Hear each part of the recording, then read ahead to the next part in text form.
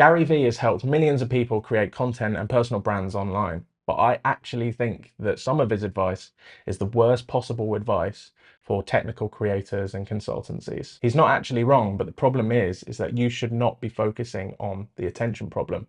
You should be focusing on the trust problem. This video, I'm going to basically explain what I mean by that. Before I upset half of the LinkedIn bros with this one, get 'em boys! Let's be clear. Gary is insanely successful, and I'm not saying that he doesn't know what he's talking about. Consistency matters, most people quit too early, distribution matters, and more content does mean more opportunities. But the problem is that most of his advice is coming from a attention first perspective. In this video, I'm going to talk about the kind of content that hooks and converts the right audience for technical educators, dev coaches, consultancies, whatever kind of techie you are. I'm a vampire duck. But before we get into this stuff, I'm Tom. I run a software engineering channel with over 250,000 subscribers, which feeds our training and consultancy business, bringing in 6 to 7 figures in B2B and B2C sales. Well, look at you. I also help other consultancies and tech education providers build content systems that feed their business. If this stuff sounds up your alley, then hit the subscribe button and I'll be on your team, on your side from now on. And if you don't hit the like button now, I'll know. He's got a gun! So here we go. In section 1 of this video, we're going to talk about the difference between attention, Gary, and trust, Tom. Fight! We'll get onto the limiting factors of Gary's model in a moment, but let's say it like this. A content creator needs hundreds of thousands of views every single week for their ad revenue or sponsor clicks. A software consultant does not need 1 million followers. They only need a handful of CTOs that trust them. I reckon that this has you thinking now, because you've seen gurus online talking about views and growth and this and that, and you forgot that the whole point was conversion. He's right. Can you see the hidden cost hiding in here somewhere now? Maybe not, but we'll get onto that. For content creators, influencers, or whatever horrible title that you want to call people that do that, Morons! creating content is the job. For you experts out there that make an income from your services, creating content supports the job. Think about how you bought the last expensive technical thingy, whatever it is. You probably didn't buy it because someone entertained you, but instead you bought it because someone showed you competence. They understood your problem, they used language that you recognized, and they had clearly solved that problem before. That's trust. Technical buyers aren't buying from the loudest voice, they buy from the safest pair of hands. So maybe Gary has you posting 10 times a day with something that is very creative, perhaps very engaging, and constantly visible. But the reality is, for consultants, technical experts, and coaches, your week probably looks something like this. Monday, you've got client calls. Tuesday, you're writing a proposal. Wednesday, you're firefighting production. Thursday, you're delivering a workshop. And Friday, you've promised yourself that you'll finally get round to writing that newsletter. And now imagine someone comes and tells you that you need to post 6 times on LinkedIn every day while creating 3 short clips on top of a podcast.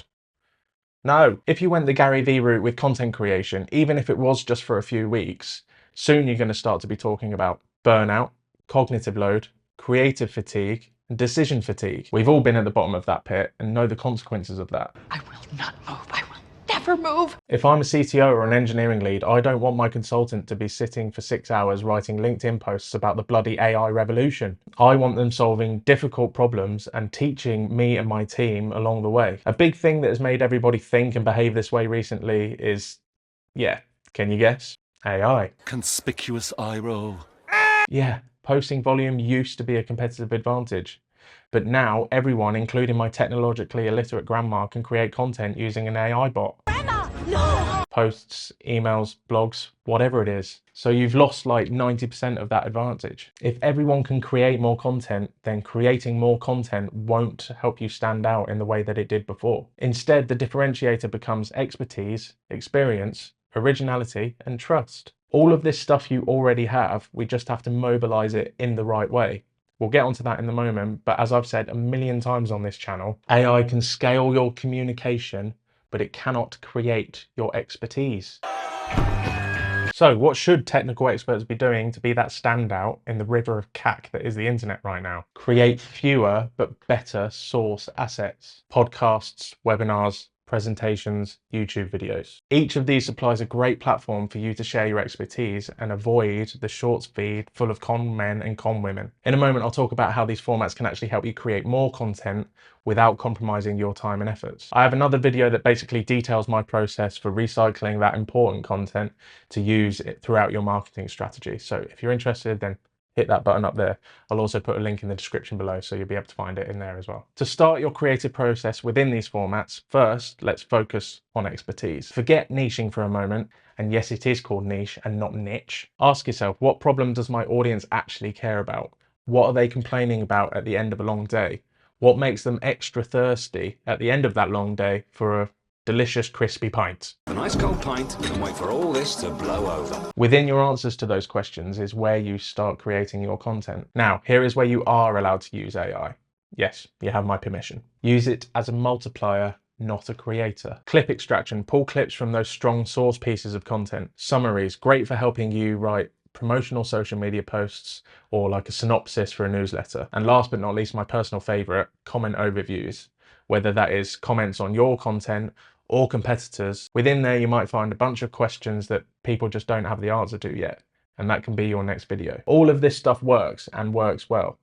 This is what I do with all of my clients that I handle marketing for them, and I encourage all of my coaching clients to do the same. It allows me to work smart while my AI mate works fast, without losing my authenticity. If you see a consultant push out one useful piece of content every week or every 2 weeks, and then you see another consultant pushing out 5 clips a day for 3 weeks, but then burning out and not uploading anymore, seriously, which one do you think is going to get better results? This is why you guys have to listen to me. Someone that specializes in helping you guys rather than all those content bros who is trying to turn everyone and their grandmother into an influencer. Grandma's getting a lot of mentions in this video. Grandma, no! Gary's advice works wonderfully for attention businesses, creators, influencers with merch, sponsor clicks, Morons! media brands, all the people that attention is the product. But technical experts sell trust, and trust is built differently. You guys charge way too much for me to be buying off you the first time I see you dancing on TikTok. In 2026, in our space, the winner isn't the person that's creating the most content. It's the person that's creating the most useful content for their audience consistently. So, are you trying to maximize for attention or maximize for trust? Let me know in the comments. Also, if you are already creating content that is converting people, let me know in the comments as well, because which of your videos was the one that converted the most leads? I'm willing to wager that it wasn't the one with the most views, right? If you're interested in me continuing to help you out, then hit the subscribe button and I'll be there on your side, on your team from now on. If you want to work more closely with me, then all the stuff you need is in the description below. I've put on screen here the video that I think that you should watch next if you want to keep learning from me on this stuff.